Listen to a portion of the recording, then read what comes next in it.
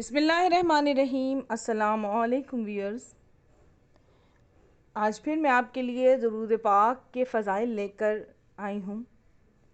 اگر آپ نے ابھی تک میرے چینل کو سبسکرائب نہیں کیا تو چینل کو سبسکرائب کریں اور بیل آئیکن کا بٹن دبائیں تاکہ آنے والی ویڈیوز آپ تک پہنچ پائیں۔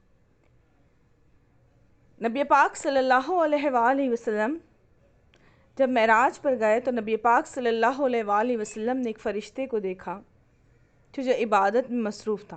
جناب جبرائیل امین نے فرمایا کہ یا رسول اللہ صلی اللہ علیہ وسلم، یہ فرشتہ جو نماز پڑھتا ہے اس کی ہر نماز 20,000 سال کی ہوتی ہے۔ 5,000 سال قیام میں گزارتا ہے، 5,000 سال رکوع میں گزارتا ہے، 5,000 سال سجدے میں گزارتا ہے اور 5,000 سال وہ تشہد میں گزارتا ہے،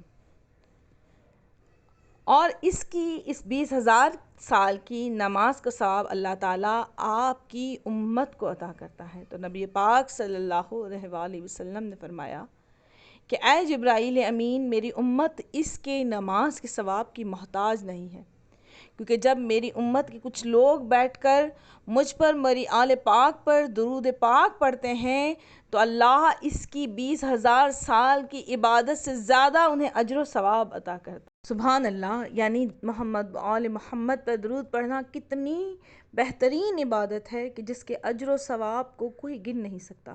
بس کثرت سے درود پاک پڑھیے اور اپنی دنیا اور آخرت کی مشکلوں کو حل کیجیے۔ ویڈیو پسند آئے تو اسے لائک کیجیے گا، شیئر کیجیے گا۔ اب مجھے اجازت دیجیے، اللہ حافظ۔